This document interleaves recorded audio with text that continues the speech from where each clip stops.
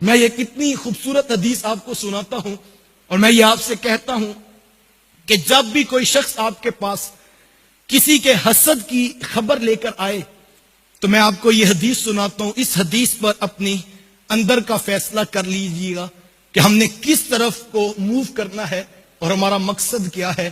صحابی کا نام ہے معمر بن عبداللہ رضی اللہ تعالی عنہ.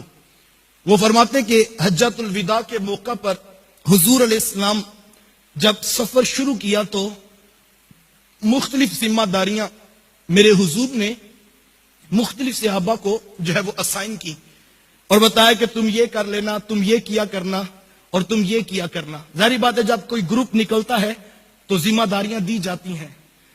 تو حضرت معمر بن عبداللہ رضی اللہ تعالیٰ عنہ فرماتے ہیں کہ میں اپنے مقدر پہ قربان جاؤں کہ حضور نے مجھے بلایا اور فرمایا کہ معمر ہماری سواری کی رکھوالی تمہارے ذمہ ہے اور ہماری سواری کا کجاوا تم کس دیا کرنا.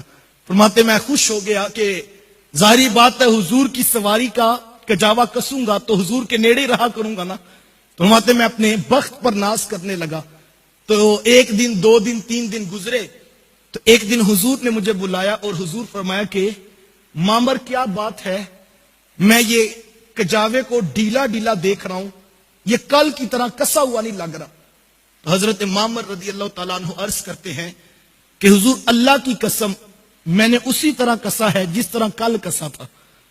تو مجھے لگتا یوں ہے کہ کسی نے آپ کی نگاہ میں میرا جو مرتبہ ہے اس پر حسد کرتے ہوئے اس کی رسیوں کو ڈھیلا کر دیا تاکہ آپ یہ ذمہ داری میرے سے لے کر کسی اور کو دے دیں.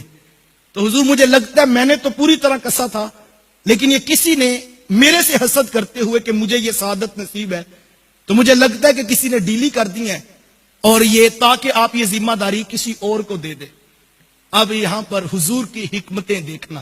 حضور میں معمر پریشان نہیں ہونا، یہ سعادت تمہارے پاس ہی رہے گی. مسئلہ تو اس شخص کا کہ یہ پریشان ہے، اس کو انسیکیورٹی ہے کہ میری جاب نہ چلی جائے، میری نوکری نہ چلی جائے. یہ ہماری فیلڈ کے اندر پروفیشنلزم میں دیکھیں آپ، ایک کا جو ہے وہ انڈسٹری میں 2 کام کرنے والے آپس میں حسد کیوں کرتے ہیں؟ یہی تو مسئلہ ہوتا ہے کہ یہ میری باتیں پہنچا دے گا، یہ اگلے گریڈ پر ہے، یہ میری چھٹی نہ کروا دے. تو اس بات پر ہم جو ہے وہ حسد میں مبتلا ہو جاتے ہیں. جب حضرت معمر رضی اللہ تعالی عنہ نے یہ بات کہی تو میرے حضور نے بندے کا نام نہ پوچھا کہ وہ کون ہے جس نے ڈیلی کی ہے، بلکہ حضور اسلام نے ان کو نکال کر اس بات سے یہ ذمہ داری اور یہ یقین دے دیا کہ معمر تم نے پریشان نہیں ہونا، یہ ذمہ داری تمہارے پاس ہی رہے گی. اور پھر 2، 4، 10 دن گزرے جب حضور علیہ السلام نے مینا میں اپنی قربانی ذبح کر لی تو حضور فرمایا کہ معمر کدھر ہے؟ حاضر خدمت ہوئے اور آ کر عرض کرتے ہیں جو حضور میں حاضر ہوں. تو حضور علیہ السلام نے اس طرح حضرت معمر کو پکڑایا اور حضور فرمایا کہ معمر یہ لو اس طرح اور میرے سر کو بھی مونڈ دو، اس کا حلق کر دو. حضرت معمر فرماتے میں اپنی قسمت پر ناز کرنے لگا، معمر کہاں تو اور کہاں نبیوں کا امام، اور حضور کے سر کا تو حلق کرے گا؟ تو حضور نے میری طرف دیکھا تو حضور فرمایا کہ معمر تو کتنا خوش قسمت ہے کہ اللہ کے رسول نے یہ اعزاز بھی تجھے عطا کر دیا.